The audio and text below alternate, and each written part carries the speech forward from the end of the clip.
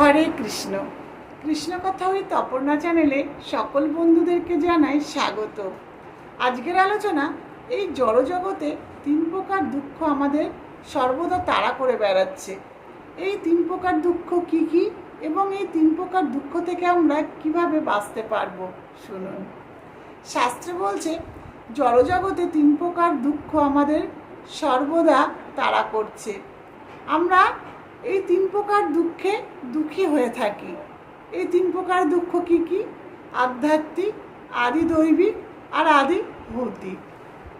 শাস্ত্রে বলছে, পূর্বে কোনো কালে আমরা কৃষ্ণ ভজন ত্যাগ করে আমরা এই জড়জগতে পতিত হয়েছি মায়াতে পড়ে, আর এর ফলে আমরা এই তিন প্রকার দুঃখে সর্বদা দুঃখী হচ্ছি। আদি ভৌতিক, এটা হলো জীবদের দ্বারা পাওয়া দুঃখ কষ্ট। যেমন কোনো কীটপতঙ্গ কামড়ালে আমাদের কষ্ট হয়, বা চোরেরা যখন আমাদের ঘরে এসে কিছু নিয়ে যায় তখন আমরা মনে কষ্ট পাই। তো অন্য কোনো লোক তার দ্বারা আপনি যখন কষ্ট পাচ্ছেন, সেটাই হলো আদি ভৌতিক। আর আধ্যাত্মিক দুঃখ কষ্টগুলো কোনগুলো?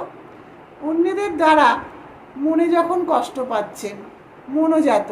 যেমন হয়তো কোনো প্রিয় মানুষ মারা গেছে, এর ফলে আপনি মনে কষ্ট পাচ্ছেন। আবার কোনো প্রিয় মানুষ আপনাকে বাজে কথা বলেছে, আপনি মনে ব্যথা পাচ্ছেন।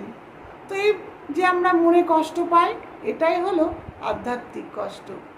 আর আদি দৈবিক, এটা হলো দেবদেবীদের দ্বারা আমরা যে দুঃখ কষ্ট পাই। যেমন ঝড় বৃষ্টি, তারপর প্রখর সূর্যের তাপ, বন্যা, কনকনে ঠান্ডা। তো এগুলোর জন্য আমরা যে কষ্ট পাই দেবদেবীদের দ্বারা, সেটা হলো আদি দৈবিক কষ্ট। আর এই তিন প্রকার কষ্ট থেকে মুক্তি পেতে গেলে আমাদের কি করতে হবে? কৃষ্ণ সেবায় মনোনিবেশ করতে হবে, কৃষ্ণ নাম করতে হবে, সৎপথে থাকতে হবে।